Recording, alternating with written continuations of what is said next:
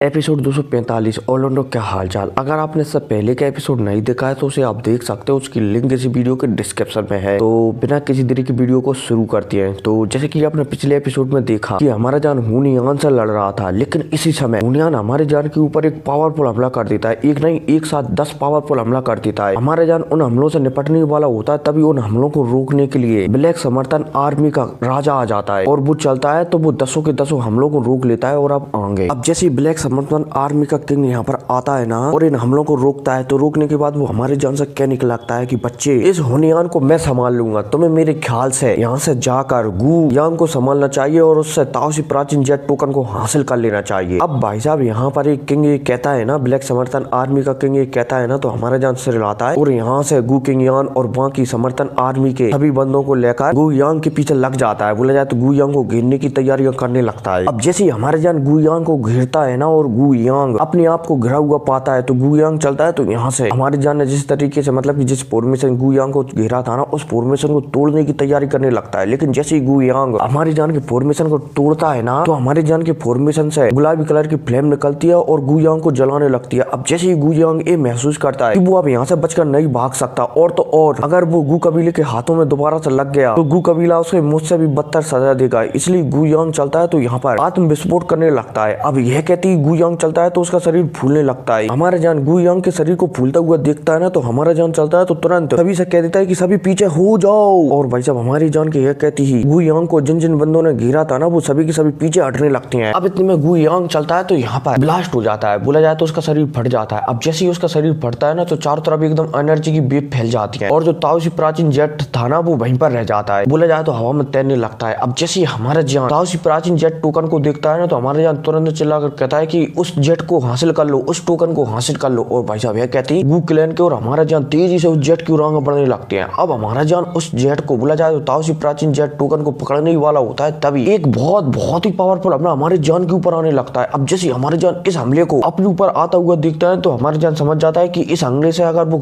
टकराया ना, तो वो जिंदा भी नहीं बचेगा। इसलिए हमारे जान तुरंत पीछे हट जाता है और ये हमला और कोई नहीं बल्कि हुन टियाडी ने किया हुआ था। लेकिन अब इतने में यहीं पर गू क्लैन का लीडर गू यान भी आ जाता है। अब वो आते ही हुन टियाडी के हमले को डिस्ट्रॉय कर देता है और हुन टियाडी से कहने लगता है कि तुमने मेरे गू क्लैन पर हमला करने की कोशिश की, मैं तुम्हारे हुन क्लैन का नाम और निशान मिटा दूंगा। अब भाई साहब गू यान ये हुन टियाडी से कहती है, तभी हुन टियाडी चलता है तो वो जोर जोर से हंसने लगता है और यहाँ पर कहने लगता है कि गू यान, तुम्हारे पास एक बहुत अच्छा मौका था उस समय, जिस समय जियो क्लैन ने मुझ पर हमला किया था, लेकिन अब कुछ भी नहीं हो सकता, तुमने वो मौका जवा दिया, इसलिए अब मुझे कोई भी नहीं मार सकता। और भाई साहब यह कहती हुन टियाडी चलता है तो अपने हाथों की सील बदलता है और सील बदलते ही उसके पीछे एक पोर्टल ओपन होता है और उस पोर्टल से काला धुआं निकलने लगता है। मतलब कि एक हिसाब से माने जाए तो हुन क्लैन के बहुत सारे बंदे यहाँ पर आने लगते हैं। अब जैसे ये बंदे आते हैं ना, तो हुन टियाडी चलता है तो यहाँ पर जोर से चिल्लाकर कहता है कि फॉर्मेशन की तैयारियां करो। और भाई साहब यह कहती है हुन क्लैन के यहाँ पर, मतलब कि इसमें बंदे नहीं लिखा है, इसमें सिर्फ काला कोरा लिखा है, ठीक है। लेकिन मेरे ख्याल से जब याओ क्लैन के पास अपना फॉर्मेशन है, गू क्लैन के पास अपना फॉर्मेशन है, तो हुन क्लैन के पास भी अपना फॉर्मेशन जरूर होगा। इसलिए यहाँ पर हुन टियाडी जैसे ये कहता है ना कि फॉर्मेशन की तैयारियां करो, तो इसमें बहुत सारे बंदे आए हुए थे। मतलब कि इसमें नहीं लिखा है लेकिन मेरे ख्याल से आए होंगे, ठीक है। बहुत सारे बंदे आए थे हुन क्लैन के, वो चलते हैं तो वो फॉर्मेशन की तैयारियां करने लगते हैं। बोला जाए तो फॉर्मेशन बनाने लगते हैं। अब जैसे हमारा जान ये देखता है कि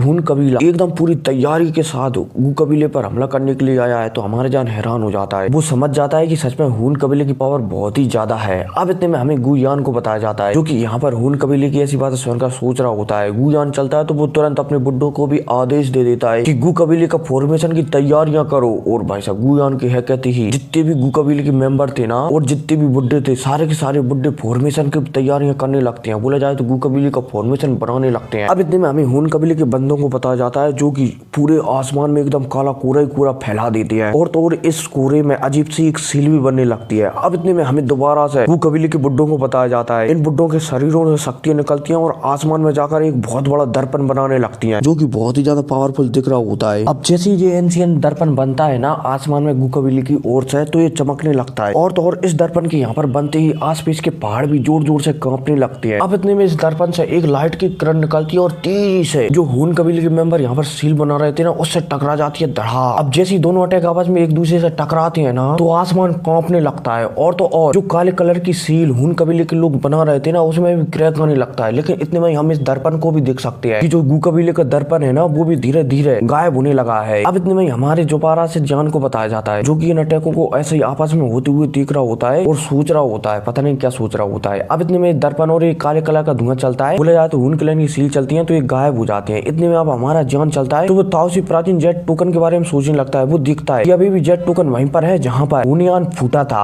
अब इतने में हमारा जान दिखता है कि उसके पास में ब्लैक डिवोरिंग फ्लेम है और फिलहाल के लिए ब्लैक डिवोरिंग फ्लेम भी उसे नहीं ले पा रही है, क्योंकि उससे मतलब कि ब्लैक डिवोरिंग फ्लेम से फिलहाल के लिए यान कबीले का लीडर और लेई क्लैन का लीडर भी उलझ रहे हैं। इसलिए ब्लैक डिवोरिंग फ्लेम को मौका नहीं मिल पा रहा है कि वो ताओसी प्राचीन जेट टोकन को हासिल कर सके। हमारे जान जोर से चिल्लाकर कहता है कि ब्लैक डिवोरिंग फ्लेम को ताओसी प्राचीन जेट टोकन को लेने से रोको, क्योंकि हमारा जान समझ जाता है कि ब्लैक डिवोरिंग फ्लेम धीरे धीरे कर ताओसी प्राचीन जेट टोकन के पास ही आती जा रही है। अब जैसे यान क्लैन का लीडर यान जिंग और लेई क्लैन का लीडर लेई इन हमारी जान की बात सुनते हैं ना, तो ये दोनों बंदे चलते हैं, सॉरी मतलब कि दोनों लीडर चलते हैं तो अपनी सबसे पावरफुल अटैक लेई इन चलता है तो वो लाइटनिंग पाम का उपयोग कर देता है, और यान जिंग चलता है तो वो यान क्लैन का सबसे पावरफुल अटैक कोई फ्लेम वाला है वो कर देता है। अब जैसे दोनों अटैक ब्लैक डिवोरिंग फ्लेम की ओर आगे जाते हैं ना, तो ब्लैक डिवोरिंग फ्लेम चलती है, वो अपने दोनों हाथों को उठाती है और दोनों हाथों को उठाते ही वो बहुत सारे स्नेकों में बदल जाती है और स्नेक चारों तरफ फैलने लगते हैं। लेकिन इससे पहले ये स्नेक फैल पाते ना, उससे पहले ही ये अटैक सीधा ब्लैक डिवोरिंग फ्लेम की पीठ पर जान का लगता है धड़ा। अब जैसे ब्लैक डिवोरिंग फ्लेम की पीठ में इतना पावरफुल एक साथ दो अटैक लगते हैं तो ब्लैक डिवोरिंग चलती है तो पीछे फेंकती हुई चली जाती है। लेकिन इतने में ब्लैक डिवोरिंग फ्लेम मतलब कि पीछे फेंक रही थी ना, पीछे फेंकते फेंकते वो ताओसी प्राचीन जेट टोकन के पास पहुंच जाती है। अब जैसे ब्लैक डिवोरिंग फ्लेम ताओसी प्राचीन जेट टोकन के पास पहुंचती है ना, तो उसे वो तुरंत पकड़ लेती है। अब जैसे प्राचीन jet token black devouring flame के पास आता है ना, तो वो जोर जोर से हंसने लगती है, हा हा हा हा। हालांकि हंसते समय ब्लैक डिवोरिंग फ्लेम का चेहरा एकदम पीला पड़ चुका था, ऐसा लग रहा था कि उसने अपनी अधिकतर शक्तियों का उपयोग कर दिया है। अब जैसे ब्लैक डिवोरिंग फ्लेम के हाथ में ताओसी प्राचीन जेट टोकन आता है ना, तो ब्लैक डिवोरिंग फ्लेम चलती है तो यहाँ पर हून टियांडी की ओर देखकर तुरंत कह देती है कि चलो यहाँ से, हमें जो चाहिए वो हमें मिल गया है। अब भाई साहब यह कहती ही यहाँ पर एक पोर्टल ओपन होता है और इस पोर्टल से सभी लोग हून क्लैन के जाने लगते हैं। लेकिन हून टियांडी यहाँ से जाने वाला होता है तभी वो दोबारा से मुड़ता है और गुयान से कहने लगता है कि गुयान तुम चिंता मत करो, मैं उस लेवल पर जरूर पहुंचूंगा जिस लेवल पर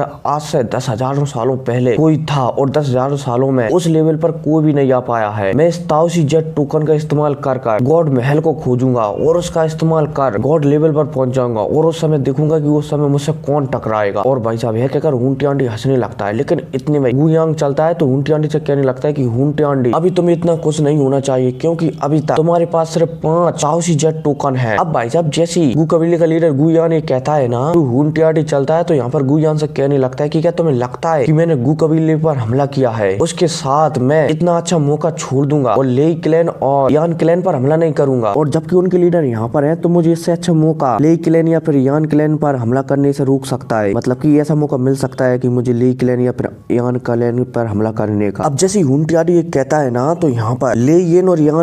यान जिन समझ जाते हैं कि उनके ख्याल से हून कबीले ने एक साथ गु कबीला, यान कबीला और लेई कबीला एक साथ तीनों कबीलों पर हमला किया है। अब भाई साहब जैसे यहाँ पर हून टियांडी इन तीनों की शक्ल देखता है ना, बोला जाए तो गु कबीले की मतलब कि गु कबीले की लीडर की, यान कबीले की लीडर की और लेई कबीले की लीडर की, तो हून टियांडी मुस्कुराने लगता है और यहाँ पर एक बार और गुयान से कहता है कि गुयान तुमने मुझे खत्म करने का मौका आज से हजारों सालों पहले ही गवा दिया है, इसलिए अब कुछ भी नहीं हो सकता। अब भाई साहब यह कहती हून टियांडी यहाँ से जाने वाला होता है तभी उसकी नजर जान पर पड़ती है। अब जैसे हून टियांडी जान को देखता है ना, तो वो हमारे जान से कहने लगता है कि मेरे ख्याल से तुम जियो कबीले के जान हो, तुम्हें पता है ना कि तुम्हारे डैड मेरे हून क्लैन के कब्जे में है, अगर तुम उन्हें छुड़ाना चाहते हो ना, वो भी एकदम सही सलामत, तो मैं तुम्हें 15 दिन का समय देता हूँ। अगर तुम 15 दिन के अंदर अंदर मतलब कि 15 दिन बाद हम हेवनली माउंटेन पर मिलेंगे, अगर तुम वहाँ पर वो प्राचीन जेट टोकन मुझे सौंप देते हो तो मैं तुम्हें पिता को वो भी जिंदा हालत में मैं तुम्हें सौंप दूंगा, और अगर तुमने मना करने की कोशिश की तो तुम जानते हो कि क्या अंजाम होगा। अब भाई साहब यह कहती हून टियांडी मुस्कुराता है हमारे जान की ओर और यह कहकर मोड़ता है और इस पोर्टल के अंदर चला जाता है। साथ ही साथ सारे बंदे हून क्लैन के इस पोर्टल के अंदर चले जाते हैं और ये पोर्टल बंद हो जाता है। अब जैसे ये पोर्टल बंद होता है ना, तो हमारे जान को बताया जाता है जो कि अपनी मुट्ठी मार लेता है और यहाँ पर सोचने लगता है कि उसने एकदम आज से 10 सालों पहले एकदम सही सोचा था कि होलोप्सोल या फिर हून क्लैन इस प्राचीन जेट टोकन के बदले ही उसके पिता को ले गया था और अब उसके पिता के बदले प्राचीन जेट टोकन चाहता है हून क्लैन। अब इतने में हमें गुयान को बताया जाता है, गुयान के पास में गु क्लैन के वो तीनों बुड्ढे आ जाते हैं। अब इतने में से तीनों बुड्ढों में से एक बुड्ढा गु दाऊ यहाँ पर कहने लगता है कि ऐसा लगता है कि गु कबीला सॉरी हून कबीला बहुत ही ज्यादा पावरफुल हो चुका है, और तो और इस बात की उम्मीद भी नहीं थी कि ब्लैक डिवोरिंग फ्लेम अब एक बार बुरी तरह से जख्मी होने के बाद 9 स्टार पर पहुंच जाएगी। अब इतने में हमें यहीं पर यान जिन और लेई इनको बताया जाता है जो कि अपने हाथों में एक अंगूठी पहरे हुए थे, मतलब कि वैसे 2-3 अंगूठी पहरे हुए थे लेकिन एक अंगूठी इनमें से खास थी। अब इतने में में अंगूठी चमकती है और इस पर हल्के फुल्के क्रैक आ जाते हैं दोनों की उंगलियों पर, मतलब कि उंगलियों पर नहीं बल्कि उनकी अंगूठी पर। अब जैसे अंगूठी पर क्रैक आते हैं ना तो यान जिंग और ले इन ये दोनों समझ जाते हैं कि उनके पास भी जो ताओसी प्राचीन जेट टोकन थे ना वो भी जा चुके हैं, बोला जाए तो क्लैन से जा चुके हैं। और जब ले इन और यान जिन ये बात गु यान से कहते हैं ना, बोला जाए तो गु कबीले के लीडर से कहते हैं ना, तो गु कबीले का लीडर है गु यान और भी ज्यादा उदास हो जाता है। और साथ ही साथ गु यान ये भी समझ जाते हैं कि हुन टियांडी ने एकदम सही कहा था कि अब उसकी गु कबीले की इतनी बस की नहीं है कि वो अकेले हुन कबीले से लड़ सके। अब इतने में गु दाऊ चलते हैं तो वो यान जिंग और ले इन से पूछने लगते हैं कि आपके प्राचीन जेट टोकन को तो बहुत ही ज्यादा सिक्योरिटी में रखा गया था, तो भला ऐसा कैसे हो सकता है, आपका प्राचीन जेट टोकन इतनी आसानी से हुन कबीले के हाथ में कैसे लग सकता है, जबकि हुन कबीले के अधिकतर वॉरियर यहाँ पर लड़ने के लिए आए हुए थे। अब जैसे गु दाऊ ये कहता है ना तो यहाँ पर यान क्लैन का लीडर यान जिन चलता है तो वो गु दाऊ को बताने लगता है कि जैसे मेरे यान कबीले के एल्डरों ने मुझे मैसेज भेजा है उसके हिसाब से मेरे यान कबीले के एक बुड्ढे ने हमारे यान कबीले को धोखा दे दिया है और वो ताओसी प्राचीन जेट टोकन को लेकर वहाँ से भाग गया है। अब जैसे यान जिन ये कहता है ना तो ले इन चलता है तो वो भी ऐसा ही कुछ कह देता है, लेकिन अब इतने में ले इन चलता है तो यहाँ पर और भी कहने लगता है कि ऐसा लगता है कि हमने हुन कबीले को बहुत ही ज्यादा कमजोर आंक लिया था, वो हमसे कई गुना ज्यादा पावरफुल है, वो एक साथ हम तीनों एंशिएंट क्लैनों पर हमला कर सकते हैं, इसका मतलब उनकी पावर बहुत ही ज्यादा है। अब यहाँ पर ले इन सभी कह रहा होता है तभी गु कबीले का लीडर गु यान चलता है तो यहाँ पर कहने लगता है कि अब ये फालतू की बातें छोड़ो, चलो पहले होल में चलते हैं और फिर इस समाधान का मतलब कि इस मुसीबत का समाधान निकालते हैं। और रही हुन कबीले के बाद तो अब वो बहुत ही ज्यादा पावरफुल हो चुका है और अगर उसमें कोई गॉड लेवल का बंदा आ गया ना तो वो हम में से किसी को भी जिंदा नहीं छोड़ेगा, इसलिए पीछे हटने का तो कोई सवाल ही नहीं होता।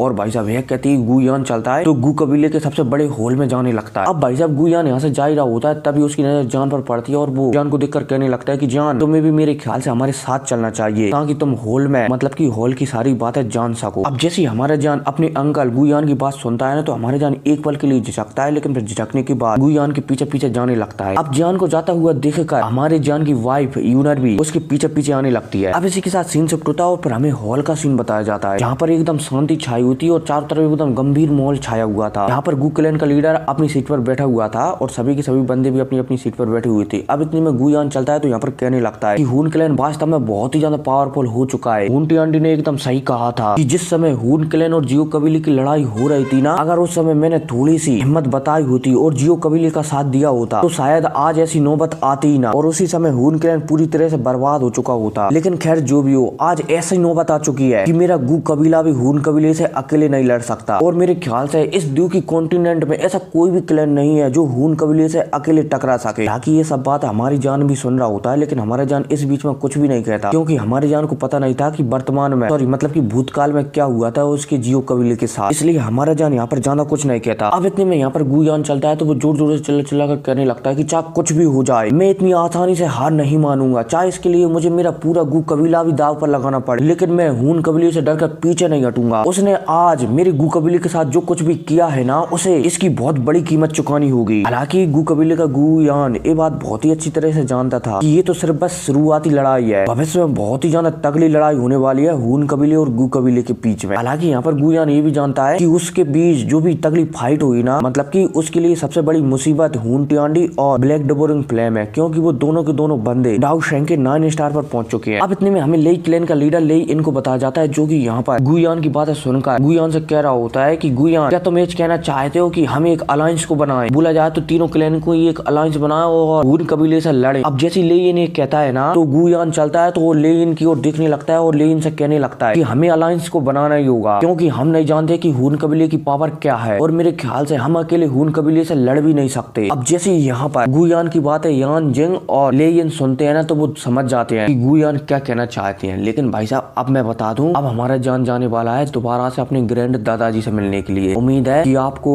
मतलब कि एक बार और जियो जुआन तो हिंदी में बोला जाए तो जान के दादाजी एक गॉड लेवल वाली आत्मा से फाइट करने वाले हैं जो आपको अब अगली वीडियो में सुनने को मिलेगी। ठीक है, तो अगली वीडियो का इंतजार करो, तब तक के लिए टेक केयर एंड